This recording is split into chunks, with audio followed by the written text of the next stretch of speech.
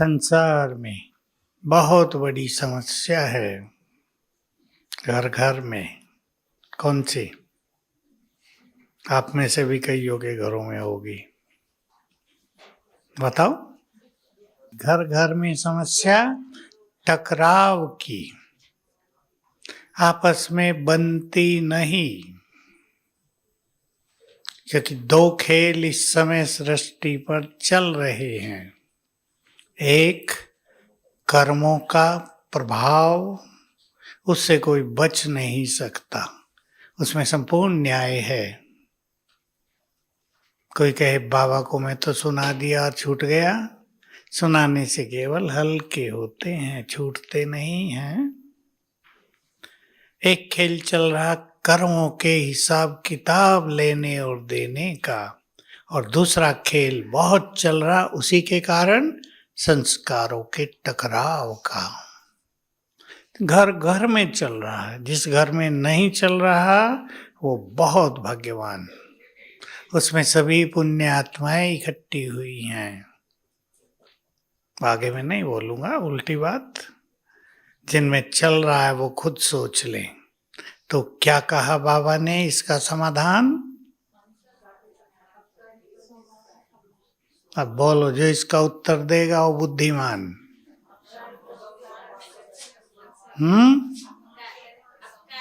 वो हो गया, वो उत्तर नहीं है। आप कैसे अपने घर में अपकारी पे उपकार करोगे? होगा नहीं। भाई लोग उत्तर देंगे।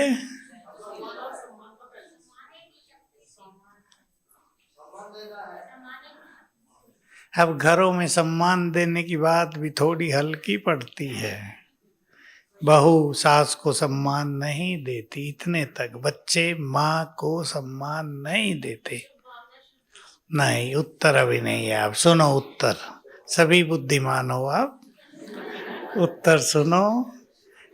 दूसरों के ओरिजिनल संस्कारों के रूप में सबको देखो, क्योंकि वर्तमान जो हमें दिखाई देता है वो सबकी नीचे उतरी हुई स्थिति है। न जाने कौन क्या पाप कर्म करके आया है। मेरे पास तो आते हैं लोग रोज, मानसिक रूप से अति पीड़ित। देखकर ही लगता है, उनकी माँ को तो नहीं कहा जाता, पर आत्मा अति विकर्मों से जूझ कर आई है। सताया है बहुतों को, इसलिए मन का सुख खत्म है।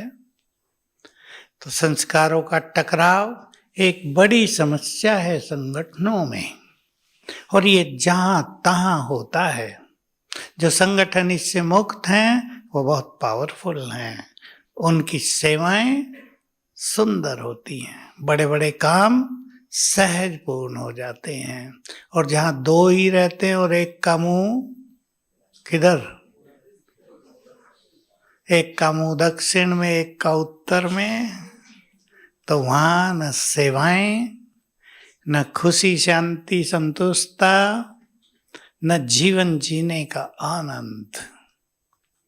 क्या करेंगे? क्या करेंगे? पहली चीज, आज कुछ चीजें सबको करने का संकल्प करना है। पहली चीज, अपने को झुकाकर चलना। दूसरा व्यक्ति बात नहीं करता, ईगो होता है मनुष्य में, अहंकार, वो करे पहले, वो झुके पहले। लेकिन महान वही जो झुके, जो अपने को महान समझे वो झुके, बात करे, सम्मान दे। भले वो सम्मान के पात्र हो या ना हो, आपको लगे इन्हें क्या सम्मान दें, ये तो काम के ही नहीं है। लेकिन कुछ काम के तो हैं। किस काम के बताओ? सभी भगवान के बच्चे हैं, इसमें तो कुछ और सोचने की जरूरत ही नहीं। सब में बहुत क्वालिटी थी, उतर के नीचे आ गए हैं। सबके मूल स्वरूप को देखो, चिंतन करना है उस पे, केवल देखना नहीं, चिंतन। एक समय था ये भी देवता थे। तब ये बहुत सुखी थे, सुखदायी थे, इनके संस्कार बहुत सुखदायी थे, संपूर्णता थी। चिंतन करेंगे ऐसे। फिर जो बहुत अच्छे पुरुषार्थी हैं उन्हें एक अभ्यास करना, दिन में 2-3 बार भी कर लें। जिसको भी देखें उसके पीछे उसका संपूर्ण फरिश्ता स्वरूप देखें। पीछे खड़ा, यहाँ जैसे दिखाता है ना ब्रह्मा के पीछे विष्णु या श्री कृष्ण, ऐसे खड़ा है। एक बार भी रुक कर 10-20 को देख लो इस नजर से। ये वर्तमान स्वरूप, ये इनका मूल स्वरूप, आदि संस्कार, ये ओरिजिनल संस्कार इनके। तो क्या फायदा होगा? हमसे बहुत पॉजिटिव संकल्प उनको जाएंगे और हमारे सुंदर संकल्प ये शुभ भावनाओं में आप ही बदल जाएंगे। हमारे सुंदर संकल्प उनके मन में भी अगर हमारे पास लिए कुछ है वो बदल जाएगा। हमारी ये महान वृत्ति, इसको वृत्ति कहते हैं। वृत्ति, किस नजरिए से हम दूसरों को देखते हैं, क्या एटीट्यूड है हमारे मन में। समझ गए ना वृत्ति किसे कहते हैं? हम देख रहे ये व्यक्ति बहुत गंदा है, ये बदलेगा ही नहीं, बहुत पापी है, ये हो गई निगेटिव वृत्ति। ये भगवान के बच्चे हैं, ये कभी देवता थे, इनमें बहुत खूबियां हैं, ये हो गई पॉजिटिव वृत्ति, शुभ भावनाओं की वृत्ति से बन जाएगी। तो टकराव समाप्त होगा। घरों में आप जिसको भी बदलना चाहते हैं, मैं माताओं की समस्याओं का उत्तर दे रहा हूं 3 मिनट में। आपका पति शराब पीता है, बच्चा शराब पीता है, उन पर ये प्रयोग करके देखो। प्रयोग क्लियर है माताओं को? पीछे वाले बताएं, हाथ उठा के उत्तर दो। नहीं क्लियर है अभी। आपके घर में किसी को गंदी आदतें हैं, 4-5 लोग ऐसे आ गए इस ग्रुप पे नीचे, माताएं आई, भाई जी पति गैम्बलिंग जुआ खेलता है, सब नष्ट कर दिया। एक तो आज ऐसी आई, सब कुछ नष्ट कर दिया। मेरे जेवरों पे नजर थी, मैं अपनी माँ के घर छुपाई, घर बेच दिया, मेरी माँ का घर भी बेच दिया।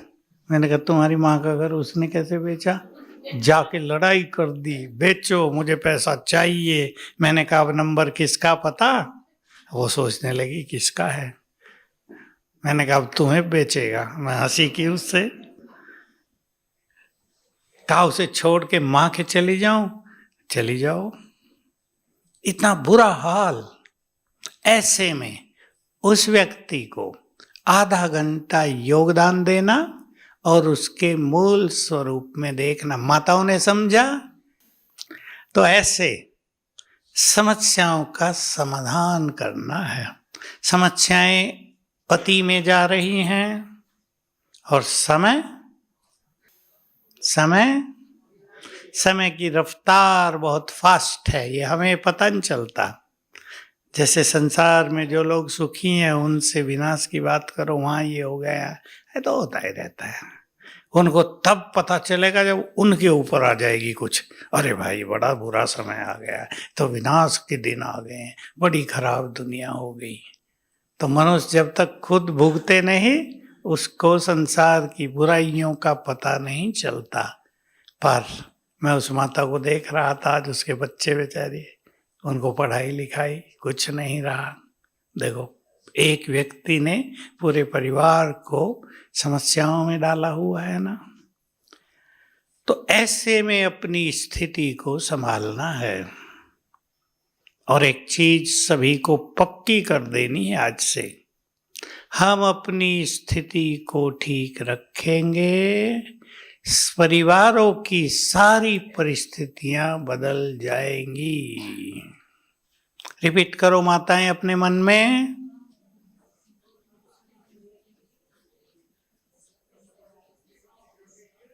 क्योंकि क्या होता है, जब व्यक्ति ऐसी परेशानियों में उलझ जाता है उसको समझ में कुछ नहीं आता। हम जानते हैं इस बात को अच्छी तरह, इसलिए उन बहनों पर मुझे बहुत दया आती है। ये बेचारी कहाँ तो योग करेंगी, मुरली पढ़ते हैं, बस पढ़ रहे हैं और अंदर कुछ नहीं जा रहा है, ऐसा हो रहा है। क्योंकि परिवारों की बड़ी समस्या, जिसको जीवन दिया पति, वो जीवन नष्ट करने पे तुल गया है और बिल्कुल नहीं समझते। मैंने कहा बहुत बुरा है क्या तुम्हारा पति? कहा नहीं, गुणवान पूरा, पर आदत पड़ गई गैम्बलिंग की। तो देखो सारे गुण छुप गए ना, नष्ट हो गए, उनकी कोई वैल्यू ही नहीं रही। ऐसी दो माताएं आई जो बोलती मेरा पति अति गुणवान है, हम तो धारण कर रहे जिन गुणों को, वो गुण उसमें पहले से ही हैं, पर बस एक ही बात ने सब कुछ नष्ट कर दिया है। तो माताएं ध्यान दें, समाधान आपके पास है। समझ गया कौन सा समाधान? बोलो कौन सा?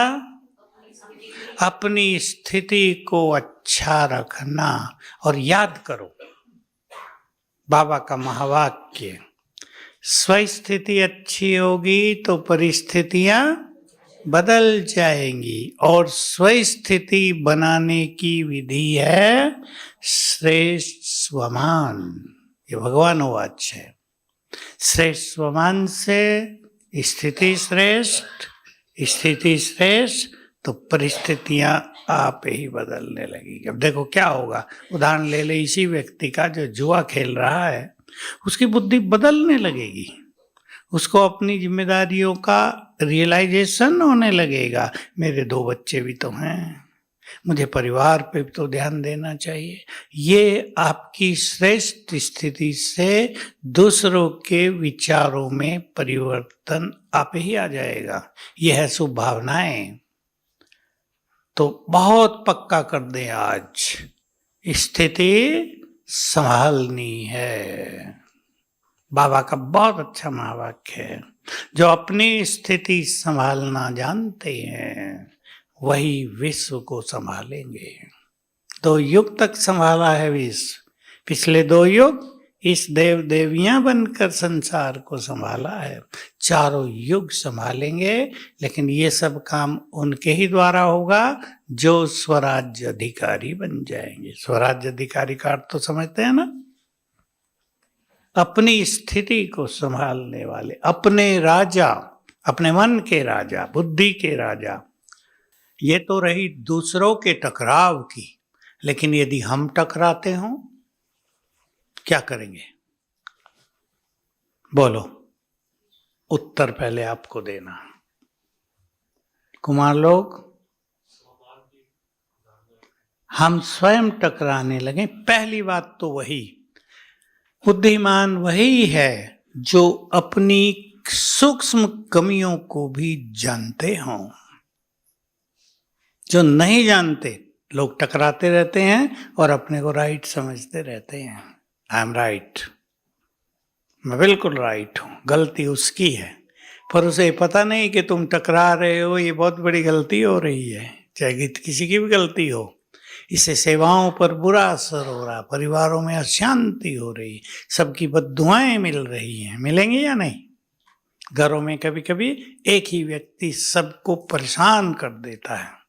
दूसरी बात पे ध्यान देंगे इसी के साथ, जहां भी तुम हो वहां क्या हो? रौनक। बहुत अच्छा शब्द बोला बाबा ने, रौनक हो जाए। जिस सेंटर में हम रहते हो वहां रौनक, जिस घर में रहते हो वहां रौनक, जिस डिपार्टमेंट में काम करते हो वहां रौनक। रौनक माना बहुत खुशी और आनंद का माहौल, जहां सबको जीने का मन करे, जहां सब हल्के रहें, कदम भारी न हो जाएं। आजकल ये सबसे नहीं हो रहा है, हमें करना है। एक व्यक्ति भी परिवार में ऐसा है जो घर के वातावरण को भारी करता है, प्रेशर बनाए रखता है पूरे परिवार पर।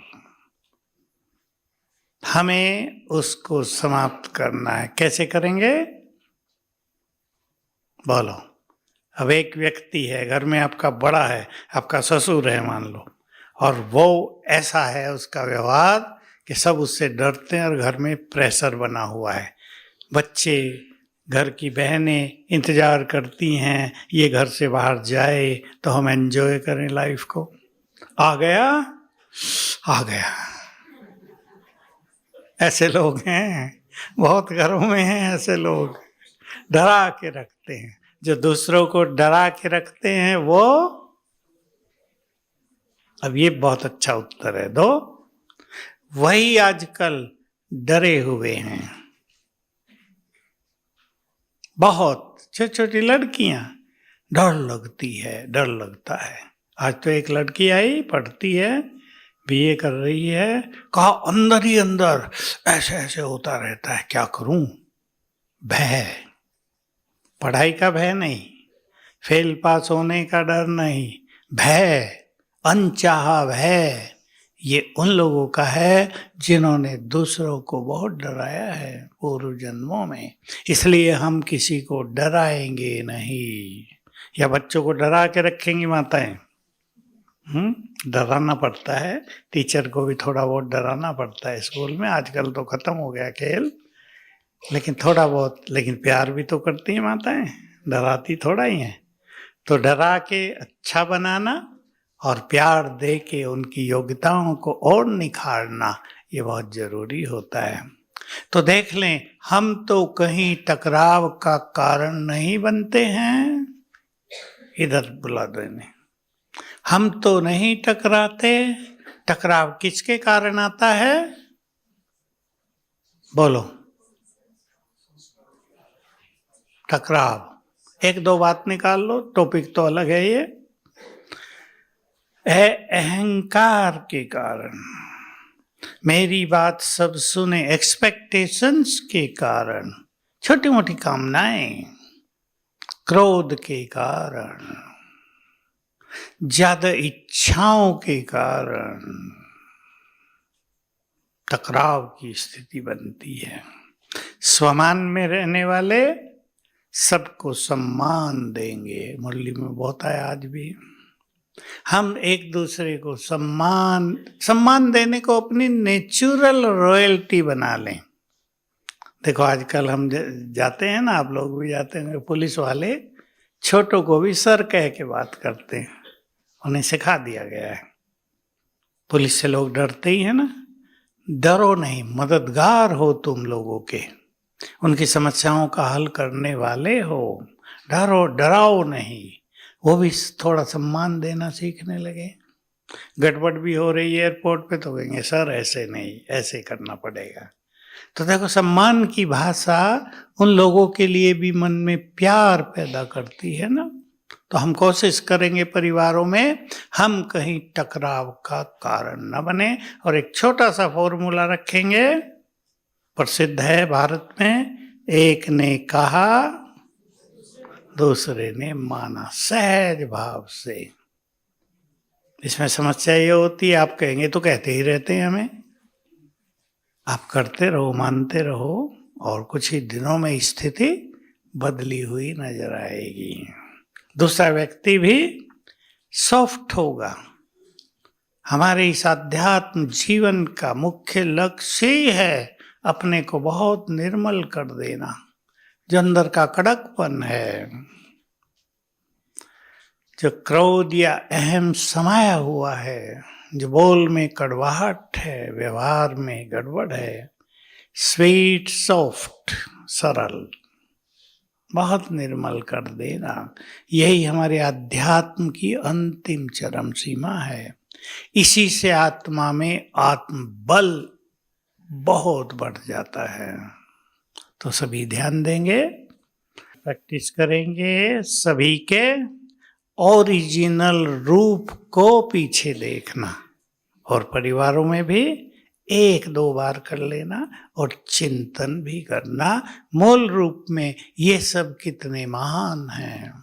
आप बाबा को जब देखते हैं, टीवी पे बाबा की मुरली सुनी, देखो मुझे तो लगता है क्योंकि हमने तो 50 साल बाबा को आते देखा, इस हॉल में भी, छोटे में भी, ओम शांति भवन में, नीचे। अब जब टीवी पे सुनते हैं ऐसा लगता है बाबा बैठा है सामने। आपको कैसा लगता है? फील ही नहीं होता। सामने बैठे स्टेज पे उन्हें कोई देखता ही नहीं, क्योंकि उन्हें देखने थोड़े बैठे वहां, भगवान बैठा है, उसकी उपस्थिति रहती है, उसके वाइब्रेशंस, उसकी डिवाइन एनर्जी फैली रहती है चारों ओर। मैं तो हर बार ये अनुभव करता हूं। इसलिए मेरा लक्ष्य रहता है, और वही आप सबका हो, कि 2 घंटे पूरी तरह से बाबा की एनर्जी स्वयं में भरनी है, चाहे आप यहीं क्यों ना हो। पूरी तरह से अलौकिक एनर्जी स्वयं में भरनी है, और रोज मुरली के समय भी भरनी है। रोटी वाली माताओं को मुरली सुनने को मिलती है या तब काम होता है? मिलती है कभी कभी। मुरली सुनने जाओ, जो कुछ बाबा कह रहा हो उसे साथ साथ गुड फीलिंग में लाओ। बाबा की मुरली में आया बच्चे, तुम्हें अपार खुशी होनी चाहिए, भगवान पढ़ा रहे हैं। इस फीलिंग में आ जाओ कुछ क्षणों के लिए। ये फीलिंग बहुत बड़ी एनर्जी देगी, और ये एनर्जी जन्म जन्म हमारे साथ चलेगी। सकाश देने की बात बाबा ने कही है। कौन है हम सभी? पूर्वज और पूज्य। और स्थान कहाँ है? नीचे सबसे, जड़ों में भी और तने भी हम ही हैं। तना तो जैसे मकान का पिलर होता है, बीम डालते हैं ऊपर, देखो इन्हें बीम कहते हैं ये, और पिलर इधर इधर 5-7 लगे हुए, यहाँ मजबूत हो जाती है बिल्डिंग। हम कल्प वृक्ष के ही पिलर हैं, स्तंभ, जिन पे कल्प वृक्ष आधारित है। किसी पेड़ का टहना मोटा हो, जैसे पीपल के पेड़ का बहुत टहना मोटा, बड़ के पेड़ का, उसमें तो वो निकली रहती है, कितना मजबूत, कितना भी तूफान चले वो गिर नहीं सकता। हम जो तने हैं, जितने मजबूत हम होंगे उतना ही मजबूत कल्प वृक्ष रहेगा। अब कलयुग का अंत, दोनों चीजों पर विचार करो। कलयुग के अंत में सभी धर्मों की स्थिति कमजोर, तामसिक हो गई। धर्म रहे ही नहीं, नाम रह गया केवल।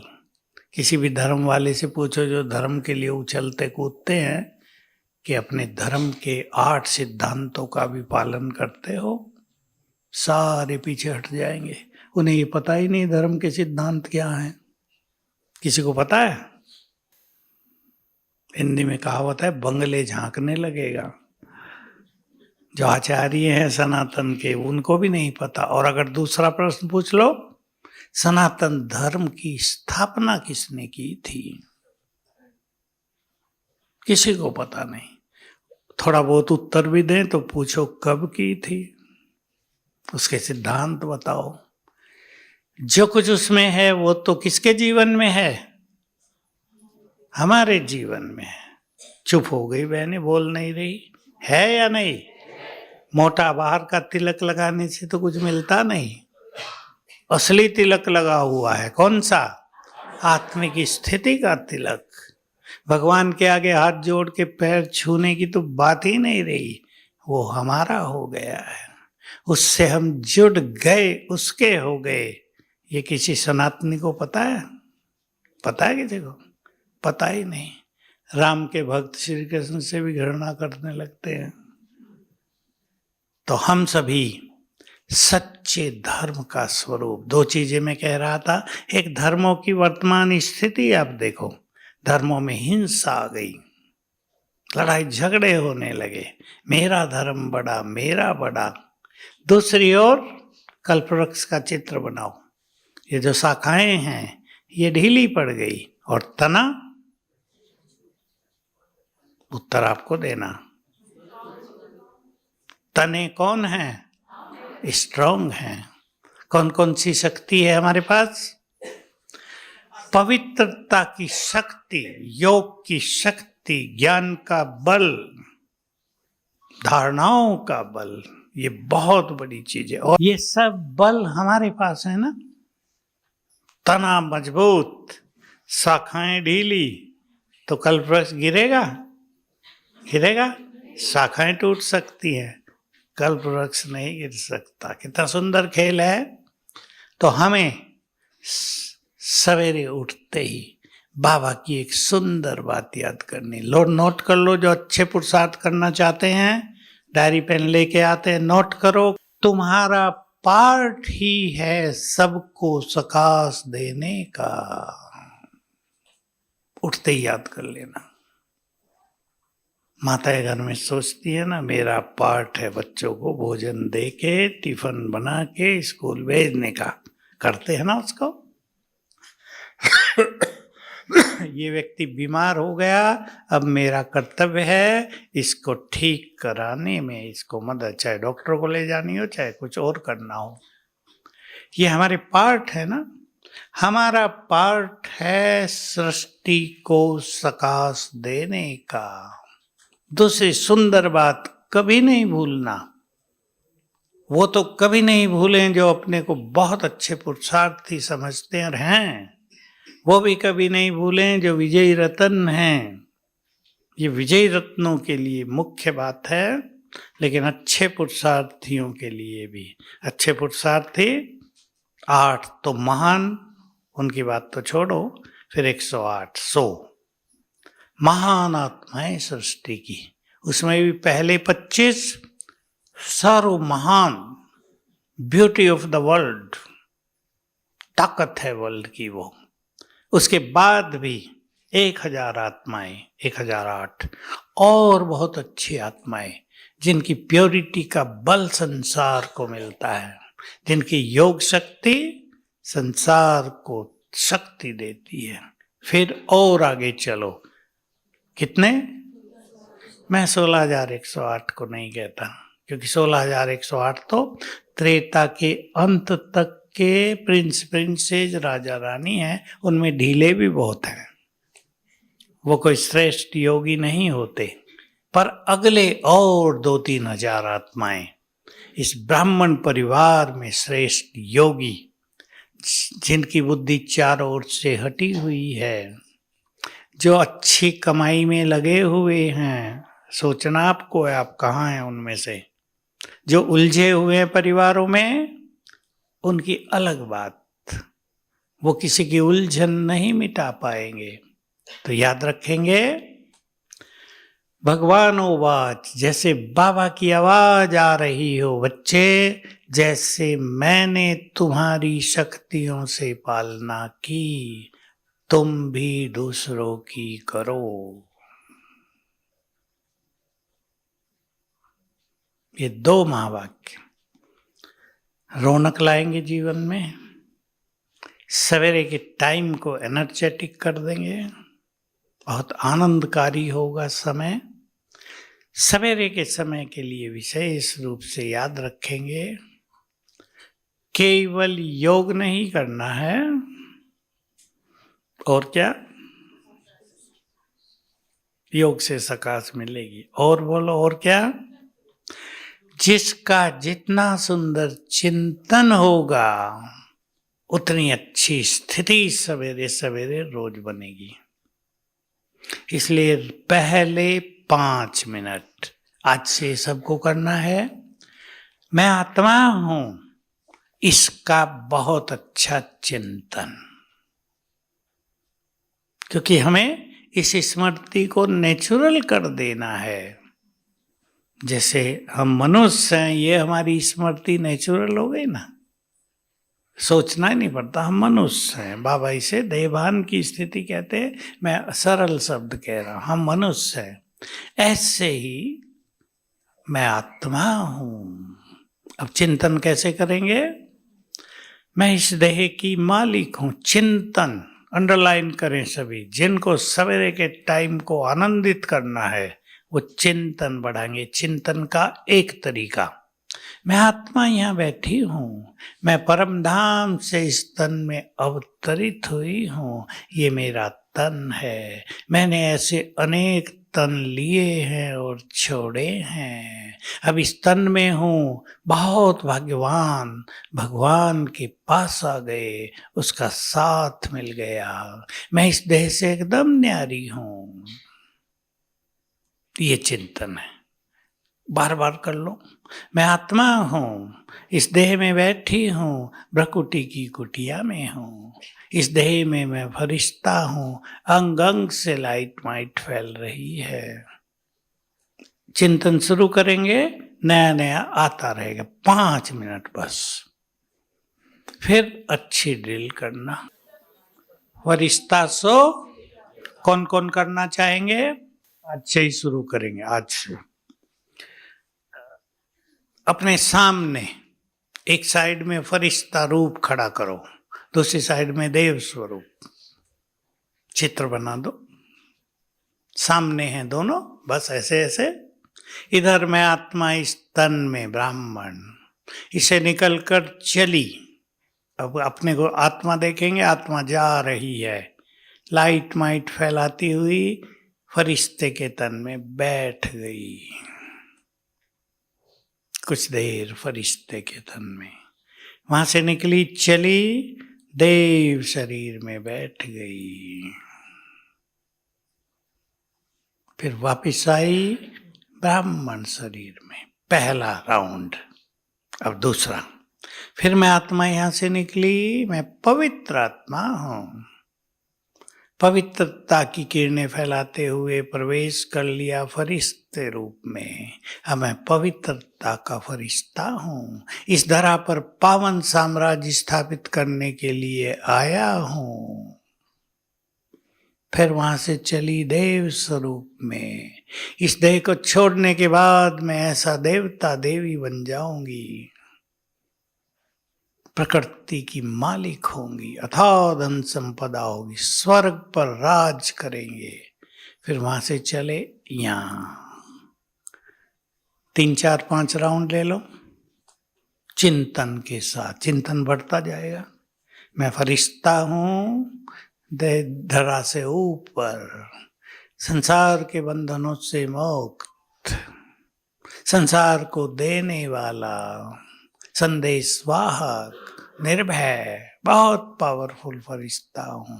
फिर देव स्वरूप, कंचन काया है, लंबी आयु है, दिव्यता फैली है। स्वर्ग का सीन सामने ले आओ। ऐसे चिंतन के साथ ये ड्रिल करेंगे, योग बहुत अच्छा लगेगा। कई लोग ये सोच लेते हैं ये योग थोड़ा ही है। क्या विचार है आपका? ये योग का पावरफुल आधार है। इसी से देखो, एक है हमें योग अभ्यास करना, दूसरा है स्थिति को महान बनाना। अलग भी कर सकते हैं दोनों को, और दोनों जुड़े हुए हैं। जितना योग अभ्यास अच्छा होगा, स्थिति को बनाने का बल रहेगा। जो हम अच्छा करना चाहेंगे वो करेंगे। योग से परमात्म सुख प्राप्त होने लगेगा, अथाह सुख। कलयुग के बंधन, रोग, शोक हटने लगेंगे। लेकिन ये स्वरूप धारण कर अभ्यास करने से अब जो फरिश्ते के गुण हैं वो जीवन में आने लगेंगे। जो देवताई संस्कार हैं वो जीवन में आने लगे, क्योंकि ये हम है ना, फरिश्ता भी देव भी हम। तो संस्कार बदलने लगेंगे, स्थिति महान बनने लगेगी। इसलिए ये ड्रिल बहुत अच्छी सभी करेंगे, इसका सुख लेंगे। और एक बड़ा फायदा ये ड्रिल करने से ये होता है, एकाग्रता बहुत बढ़ जाती है। एकाग्रता बढ़ी अर्थात योग में हम स्थिर हो गए। अथाह सुख, जिसको अतीन्द्रिय सुख कहते हैं, वो प्राप्त होने लगेगा। रूहानी ड्रिल हमें अलग अलग कर लेनी चाहिए। एक रूहानी ड्रिल और, मैं आत्मा इस देह में, कुछ देर के लिए 10 सेकंड का लक्ष्य रखो। फिर मैं पहुंचा सूक्ष्म लोक में बाबा के सामने, 1 मिनट वहां रहेंगे। बाबा से दृष्टि ली, बाबा का हाथ मेरे सिर पर आ गया, हाथ से शक्तियां देह में फैलने लगी। 1 मिनट लगाएंगे। फिर परम धाम में पहुंच गए, निराकार शिव बाबा के पास, निराकार स्थिति। बैठ गए वहां, बाबा की संपूर्ण एनर्जी मुझ में समाने लगी। फिर मैं आत्मा नीचे आ गई। 3 बार करो। जिनका योग अच्छा नहीं लगता वो 3 बार ये कर लें, योग अच्छा लगने लगेगा।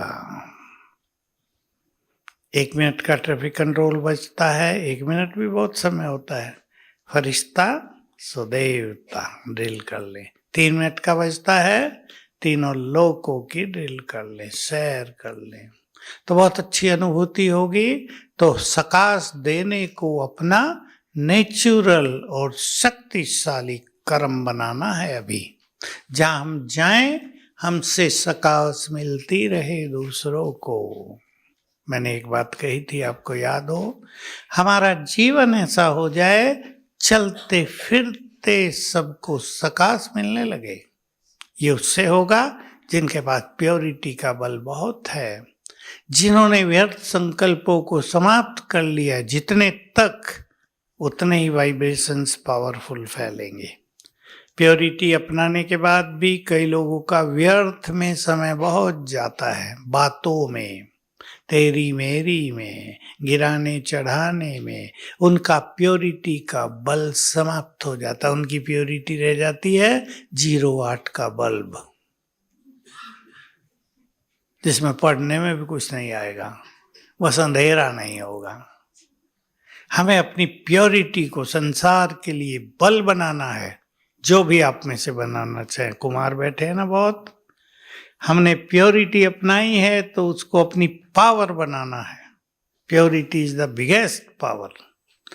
प्योरिटी संसार के लिए पावर बन जाए, इसलिए और बातों में नहीं जाना है। त्याग किया है। प्योरिटी अपनाना माना बहुत बड़ा त्याग करना। माताओं ने भी अपनाई है, छोटी बात नहीं है। कलयुग में एक बड़ा त्याग है ये। इसको अपनी तपस्या बना दो। जितना त्याग उतनी ही तपस्या होती है। तो हमारा जीवन ही संसार के लिए सकाश हो जाएगा। नेचुरल रूप से हमसे लाइट माइट फैलती रहेगी, जिसमें जितनी प्योरिटी होती है, जितनी स्मृतियां श्रेष्ठ होती हैं, उनकी तरंगे चारों ओर ऑटोमेटिकली फैलने लगती हैं। आप सबके चारों ओर बहुत पावरफुल आभा मंडल है। ओरा कहते हैं इंग्लिश में। बहुत पावरफुल आभा मंडल है आप सबके चारों ओर। जानते हैं ना आभा मंडल? शक्तियों का घेरा। अपने को इस आभा मंडल के बीच में देखा करें। रोज 1 बार कर लें। मेरे चारों ओर पावरफुल ओरा है। इस आभा मंडल में मैं सुरक्षित हूं। कलयुग के वाइब्रेशंस तो इसको काट ही नहीं सकते, पर हमारा ये ओरा सकाश का निमित्त बनता है। और ऐसा समय आएगा जिनका ये ओरा बहुत पावरफुल होगा। बहनें ध्यान से सुने, गंदे लोग आपके पास आएंगे और आपके ओरा में प्रवेश करते ही सरेंडर कर देंगे। जिस वृत्ति से आए, अब हाथ जोड़ के चरण छुएंगे। हमारे चारों ओर पावरफुल हो रहा है, हम इसको बढ़ाते चलें तो सवेरे से ही सकाश देना प्रारंभ करेंगे। और बाबा की भी ये बात भूलेंगे नहीं, सकाश देने में लग जाओ, जीवन के सभी विघ्न आपे ही नष्ट हो जाएंगे। घरों में जिनके भी विघ्न हैं, 15 मिनट का नियम बना दो। संसार को वाइब्रेशंस देने हैं, आपके विघ्न सब समाप्त हो जाएंगे। तो संसार की प्यासी आत्माएं हम सब की ओर देख रही हैं या नहीं? बाबा ने भी कहा। और बहुत लोग देखो मंदिरों में भटक रहे हैं, हे देवी ये कर दो, ये कर दो, रक्षा करो, भय बहुत है, परिवारों में समस्याएं बहुतों के हैं। एक दो केस आजकल ऐसे चल रहे हैं, लड़कियों ने अपने पति को जो मार दिया, किसी से और से प्यार हो गया और अपने को मरवाया, मारा। तो सबको सकाश देनी है और महान कार्य करने हैं। ओम शांति।